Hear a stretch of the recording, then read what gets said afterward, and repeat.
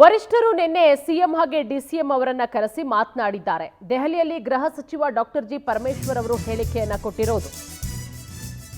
ನಿನ್ನೆ ಕಾಂಗ್ರೆಸ್ನ ವರಿಷ್ಠರು ಸಿಎಂ ಹಾಗೆ ಡಿಸಿಎಂ ಅವರನ್ನ ಕರೆಸಿ ಮಾತಾಡಿದ್ದಾರೆ. ಗೃಹ ಸಚಿವ ಡಾಕ್ಟರ್ ಜಿ ಪರಮೇಶ್ವರ್ ಅವರು ದೆಹಲಿಯಲ್ಲಿ ಹೇಳಿಕೆಯನ್ನ ಕೊಟ್ಟಿರೋದು. ಕೋರ್ಟ್ ತೀರ್ಪಿನ ಬಳಿಕ ಮುಂದಿನ ನಿರ್ಧಾರವನ್ನ ಕೈಗೊಳ್ತೇವೆ. ಕಾನೂನು ಪ್ರಕಾರ ಫೈಟ್ ಮಾಡ್ತಾ ಇದ್ದೇವೆ. ಮುಂದೆ ನೋಡೋಣ ಏನಾಗುತ್ತೆ ಅಂತ ಹೇಳಿ. ಗ್ಯಾರಂಟಿಗಳ ಸಕ್ಸಸ್ ಬಗ್ಗೆ ಬಿಜೆಪಿ ಹಾಗೆ ಜೆಡಿಎಸ್ ಹೆದರಿದೆ.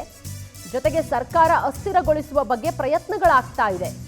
ಕೇಂದ್ರದ ಸಹಕಾರ ಪಡೆದು ಸರ್ಕಾರ ಕೆಡುವಂತಹ ಪ್ರಯತ್ನ ಕೂಡ ಆಗ್ತಾ ಇದೆ. ಹೀಗಾಗಿ ರಾಜ್ಯಪಾಲರ ಮುಖಾಂತರ ಒತ್ತಡವನ್ನ ಹಾಕಲಾಗ್ತಾ ಇದೆ.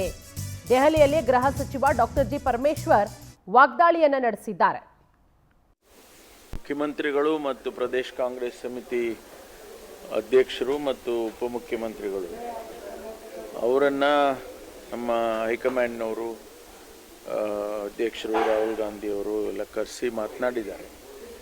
ಮುಂದೆ ಏನು 29ನೇ ತಾರೀಕು ಈ ಮೂಡ ಹಗರಣದ ಬಗ್ಗೆ ಕೇಸ್ ಬರ್ತಾ ಇದೆ, ಅದರ ಸಾಧಕ ಬಾಧಕಗಳನ್ನು ಚರ್ಚೆ ಮಾಡಿ ಮುಂದೆ ಏನು ಮಾಡಬೇಕು, ಒಂದು ವೇಳೆ ಪ್ರಾಸಿಕ್ಯೂಷನ್ನಲ್ಲಿ ಅವರು ಏನೋ ಇನ್ವೆಸ್ಟಿಗೇಷನ್ಗೆ ಆದೇಶ ಮಾಡಿದರೆ ಏನು ಮಾಡಬೇಕು ಅಥವಾ ಮಾಡಲಿಲ್ಲ ಅಂತಂದರೆ ಮುಂದೆ ಏನು ಮಾಡಬೇಕು ಅನ್ನೋದನ್ನು ಅವರು ಚರ್ಚೆ ಮಾಡಿದ್ದಾರೆ.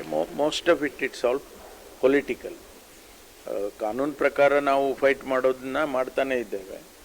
ಹಾಗಾಗಿ ಪೊಲಿಟಿಕಲಿ ನಾವೇನು ಸ್ಟ್ಯಾಂಡ್ ತೊಗೊಳ್ಬೇಕು ಅನ್ನೋದ್ರ ಬಗ್ಗೆ ಒಂದಿಷ್ಟು ಚರ್ಚೆಗಳನ್ನು ಮಾಡಿ ತಿಳಿಸಿದ್ದಾರೆ. ಯಾಕೆಂದರೆ ನಮಗೆ ಏನು ನಾವು ಗ್ಯಾರಂಟಿಗಳನ್ನು ಕೊಟ್ಟಿದ್ದೇವೆ, ಆ ಗ್ಯಾರಂಟಿಗಳ ಸಕ್ಸಸ್ ಸ್ಟೋರಿ ಏನಿದೆ ಅದರ ಬಗ್ಗೆ ಅವರು ಭಾರತೀಯ ಜನತಾ ಪಾರ್ಟಿ ಮತ್ತು ಜನತಾ ದಳದವರು ಅದರ ಬಗ್ಗೆ ಹೆಚ್ಚಿನ